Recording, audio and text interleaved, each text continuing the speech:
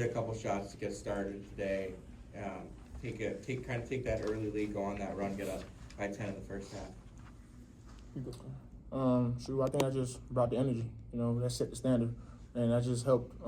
That just helped the energy. Like even for the guys coming off the bench, like coming in now, they know what the standard is. They know what energy. They know the intensity we're playing at, and yeah, we just executed that. Try to execute that throughout the whole game. First taste of the Iona Manhattan rivalry. What do you think of it? I liked it. It was fun to see all the fans saw and the gold. Whole sea of gold out there. So it was fun to play in that environment. And then, obviously we had our fair share of New York games this year. So it's always fun to play somebody, down the street. Get a little bragging rights. What were those few days in between St. Peter's and Merrimack like for you guys? And then to kind of go from 4-5 to 6-5, how important of a swing weekend was this? Man, just dialing into all the details, absorbing everything our coaches tell us about keeping that intensity. Obviously St. Peter's didn't go the way that we wanted, but we wanted to come out with fire in our eyes. We came out with fire in our eyes. Merrimack, we didn't let up. And this game, that was the same goal, same intensity. So, Coach, is this the most comfortable you've felt all season? Yeah, man. yeah, but honestly, truth be told, like every time I'm on the floor with these guys, I'm always comfortable because I know anybody can pop off. Even it could be my night. Sometimes it could be his night. It could be DA's night. It could be Toby. It could be anybody's night. Toby just had a game when DA just had 22 points, 23 points. Like, anybody can show up for this team, and we have a lot of talent on this team. And I'm just proud of my guys. And I'll say something to that just to say that, like, this guy come in work every day. You know what I'm saying? So when you ask him if he's comfortable, for me, I feel like he should always be comfortable because he always put the work in, and how crazy how God work. You know what I'm saying? Just got to keep weathering the storm, keep working, keep finding your moments, and stay down, stay humble. It's what always happen. They made their run in the second half. What was the key to kind of keeping them at an arm's length and closing the game out? I think it's just our poise. Like, which is game 2021 now. It's like at some point in time, we got to click. You know what I'm saying? At some point in time, you got to show that we're getting better. And I feel like now it's time to start taking that stride, start taking that next step. And I feel like, it's, like you guys know, it's not going to be no easy wins in the MAC basketball. So for us, just keep fighting, keep staying resilient, and just always find a way to win is something that we got to keep building on and keep taking that step on. Coach, that was a great performance tonight, incredible scoring. How'd you keep your energy up throughout? Man, coming out with the mindset of just staying consistent. My coaches, my teammates, we've been big on being consistent and, hopping onto that court even after the second half. That was just my mindset. Like, let's stay consistent, keep the intensity up, man, and, keep going so we can win this game. So that was just all on my mind. How crucial were those free throws at the end of the game that LU and Denver hit? Ooh, big time, man. Big time. Shoot, these big time players, shoot. Yeah. We expect to make free throws at the end of the game. That's what we work for. So, congrats to them guys. But it's a higher standard we got here than in a couple of game free throws. And Manhattan has 5 players that average 10 points a game this season. Tonight, you only allowed 3 players to get 10 or more points. What allowed you guys to get stops in such an effective way? Taking pride in guarding the ball. That's big. That's what we talk about in practice. That's what we talk about during the games. Like, regardless of what happens on offense, like, we can control what happens on defense. And we get on each other all the time. Like, if somebody gets blown by, if we talk to them, hey, man, you got to guard your yard. That's just what it is. Like, we got to have dogs. It takes dogs to win a game. Not just talent can only take you so far. You can't teach effort. 5 straight MAC wins at home, 4 straight MAC losses on the road. Do you feel that there's some sort of different energy with this team when you're playing in this building? We just got to figure it out. I don't want to say we good team on home, bad team on the road. Nah, we just got to take one game at a time and keep getting better. That's what we got to focus on. Chris, early in the season, you guys were known kind of as a high energy, high scoring, up tempo. Now you're in this situation in the MAC where every game is kind of turned into a grind, and you guys seem like you're getting more comfortable. Is that true? We just trying to figure it out. It's ways to win. It's hard to find ways to win games, so that's what we're trying to do. Just find ways to win games. So if it take a crazy shooting night, that's what it's going to take. It's take a slow grind to understand what the defense is throwing at us and what we got to guard, and that's what it's going to take. But however we get the win, I think we'll be satisfied with that score at the end of the day. Class is off on Monday and a bit of time before your next game against Fairfield. What is the preparation going to look like for you guys? Right back to work. That's the short as I can put it. It's right back to work, man. expectations is high around here, so we don't, there's no slacking off. The enjoy more the this season goes, the more we want to get better, the more we want to keep taking that step. Yeah, obviously, tremendous atmosphere with our Gold Rush and with the students and the fans. I thought it was so much fun for our guys. We really needed it, especially coming off of Thursday's emotional game, and I thought it helped propel us because we were really grinding and just couldn't really continue it on. And I think a lot of it was also the energy of the fans helped us kind of get a couple of those key stops and trying to wheel that basketball in the rim as best as possible. And again, I mean, I've known Coach Gallagher for I think he's known me since I was like 14 years old, recruited me way back in the day. And, what they do is really try to keep you on your heels a little bit. And, I thought we did just an okay job of attacking offensively. And I think it was a credit to them and how they were coming after us a little bit and really good adjustments on our personnel and how they did things. But, it's great to get a win, another home win, and get ourselves above 500 here and, get ourselves together for obviously another home game on Friday. Coach, what can you say about Cozy's progression this season? Yeah, I just think it's, all this stuff is there are no like absolutes. It's not like I talked to him a good amount about this isn't a sports movie. You know what I mean? It's a struggle. It's a grind to be really good at basketball, especially his player type. I think we play him a little bit differently than other places probably would, and I think that's just a testament to his work ethic, his routine. I think he's in here, he does more than just our PD workouts. He does a lot of his own shooting, a lot of his own time as well, which is a credit to him. And I think our kind of like player development assistants and our coaches do a good job of really giving him the time.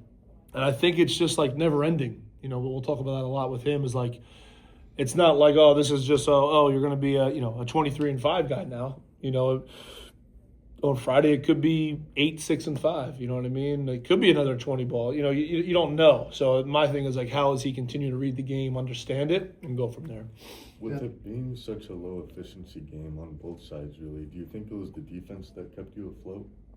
I mean, I think it kind of goes into the whole vibe of what we're doing, but 12 turnovers probably a little too much. You know what I mean? And that's where we put a lot of pressure on our defense there. But when our half-court defense got to where it needed to be, I felt that really propelled us for sure, especially in a game where we were just really off rhythm, off consistency with our spacing. So I think, definitely on that side of the ball helped.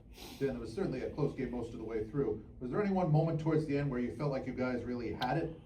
But I thought the Cozy offensive rebound, honestly, the offensive rebound on the free throw was really crucial for us. And I think that was big for him, and honestly, even CJ in the middle of the zone with that floater just kind of broke a little spell for us. Weren't getting many good looks at that point of the game, and I thought that really helped us just be able to continue that climb and that grind and end up with the win. How important was it for you guys to kind of come home this weekend and get the 2 wins after the 2 losses on the road, and what you said on Monday about how you were still really kind of learning and you're maybe taking there were some surprises, and what did it mean to come back home and get these 2? Yeah. We got to figure this road thing out, huh?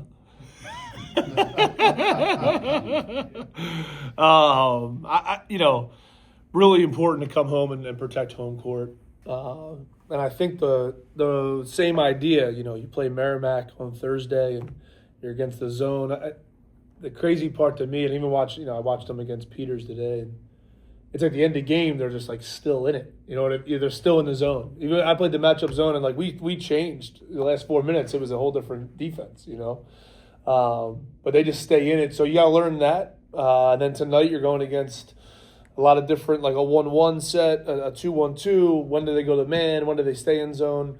So it's the same thing. I mean, I think at home it's obviously great to have the crowd behind us, but I think we learned a lot. Tonight was a grind and probably a game. On the road, that's going to be a 50-50 game. So we got to do a good job of continuing to improve in that area. And we talked about it after the game. Even kind of mindless to not be matched up after a made free throw, and then foul the 3-point shooter while you're up 10. Our guys, same deal. No arrival, no assumptions, and we got to continue to grind through that. But yeah, being home helped a lot, and I'm happy we were able to get both. Did you feel that kind of the experience with seeing teams switch through multiple defenses on Monday against St. Peter's kind of helped you guys react in those situations today? Yeah. I think that's why we're doing it too. I just think it's time to participate, and in what's going on and how we see the basketball going. So I think that's where we're at, and we got to do a good job of keeping teams off balance as well. I thought it's been a positive for us to do that, and Manhattan attacked us a little differently, so we were able to adjust a lot better. And I think it's a adjustments-based operation now, and I feel comfortable in that space. So I'm excited to where we can grow this team and see where it goes. Given where the offense was earlier in the year in terms of efficiency, and now you're in the MAC play and you're rating toward the bottom of the league. Yeah. Are you surprised? Are you surprised that it's been such a struggle? I think it's just honestly, the 2-point percentage is what really sticks out to me. We got to continue to get great twos. That's what this league kind of comes down to a lot of. Our shooting keeps us in it a good amount, no matter what. Obviously, our spurt ability can keep us in it. We're kind of pulling the reins back a little bit on that, which I'm okay with. But I think the deal is like, how do we continue to grind this out and understand where we're going from two? And I think Aliu's increased confidence helps. Lamin's confidence, getting back to where he needs to be, understanding the right timing of things helps. And then our guards, we got to continue to dive in. When Cozy goes, what was he today? 4 for 6 from 2. That's big for us. That's a big positive for where we're going. I think in the other piece, we got to take care of that basketball. In some of our earlier losses, probably turning it over a bit too much, where you need either to get a field goal attempt up or, that makes your offense very inefficient. And we were probably a little bit too big of an uptick there, so we got to continue to learn it. But I think it's, again, as we're in non-conference and we fill all that out, you shift to the conference play, and our guys, again, you're heavily scouted. You're in the conference setting, which just like ramps up right away. And honestly, me being away for 10 years probably gave into that as well. So we're back in it, and we're excited to see where we can go. The team always seems to play with a lot of hustle, but tonight especially, it felt like. Yeah. Do you think that's the difference between you and opponents? Yeah, I think we were really focused on being urgent tonight. A lot of urgency messaging was given to the guys. Just because, again, same thing. You can't assume anything on a night in these 40 minutes in conference, and our guys as well. Some guys have been consistent in their production, but other guys they waver a little. And it depends on the situation in the game. So for me, it was a very that was the message a lot, was the urgency. And that's why I loved, I think we led the whole game. So keeping that urgency through all those different ups and downs was really big for us, and I think that was good for our group to go through. I thought our communication in the huddles was probably the highest it's been. We were talking about some high-level stuff and then talking and listening, which I really I appreciate it, and I see us growing there. And now it's also on time to fix it while the game's going on as well. How do you evaluate the talk in the huddles, as you mentioned? What's the difference between a good conversation in huddle? What are some of the topics versus maybe a bad conversation? Yeah, it's probably it's like life too. It's like is the other human listening? And I felt we were listening at a high level tonight. And I rarely had to interject in those moments. A couple times I did to make sure the conversation could be constructive. But I really think our guys are starting to understand communications like that two-way street. It's talking and listening. And even if you're talking at somebody, good, but they got to listen and not get and I think a conversation could go bad sometimes, and it's happened to me a ton as a player, because I always wanted to be right when I was a player. I was like, no, this is what happened. It's like I really was a poor listener. So it took me a long time to really go through that. But that's what I think is where I'm messaging that is our communication of talking and listening has taken a big step. Honestly, it started in Peters as well. Ryder, we weren't doing it a good amount. We weren't really mindful of the communication of what was going on. And then Peters, I felt we took a good step. And they felt the Peters second half conversations felt like the Marist end of game conversation. And it was like, oh, wow, it's right in front of us, and we got to continue to build with these guys. Do you feel like it kind of flows with the way you guys are playing, that the conversations the quality of the conversations when you guys are playing well versus when you guys aren't playing well? Yeah, I think when we're playing well, it's more like get mindful, like continue to be in this present mindset. When we're playing bad, a lot of our guys haven't gone through this. They want some answers. They want some answers from their teammates too. And that's a big piece of where I love. That's why I loved how we put this group together. They're all like, it was the human being business is big here, and that's why I love how they are able to communicate to each other. And I think in this era of college basketball, it's hard to find that. And even like one all the way down. You know what I mean? All the way to 16 as it is. It's like we have a pretty good group that understands where that is. We're about halfway through, or we're just down, just a little past halfway through this MAC season. What do you think so far with the league? What do you have top half, middle, bottom? What are you thinking? It's tough and it's physical. It's a night in, night out thing. There's what I always say, Bayer, rest is for the weary in this league. You know what I mean? You gotta put your shoes back on and get back out there. And that's something we're learning and feeling. And I think that's probably my biggest reflection on it is, if you lose on a weekend or you lose or you win, it's a long time for the next game sometimes. Where I'm coming from, it's blink, that's your sleep, get to a practice facility and then fly somewhere the next day. Usually, that was the 82er. So I think for me, it's really understanding the flow, ebbs and flow of this thing. And I like how we've changed our practice habits. We're not. We're practicing in more of a uncontrollable environment is probably the best way I can describe it. And that's where I think we're at. Our guys got to keep feeling that, understanding that, finding our legs, finding our will. And that's what I was happy tonight. I didn't think we had our legs at all to start that game. Merrimack was emotional chess match is how I like to call it, And that's where I think we found our will tonight, though. Kind of piggybacking off that last question, have you had to change the way you kind of view coaching basketball now that you're back to coaching in college? Yes, at a high clip. Yeah, that'll be if I had to guess, that'll be a you and I one-on-one in the spring. I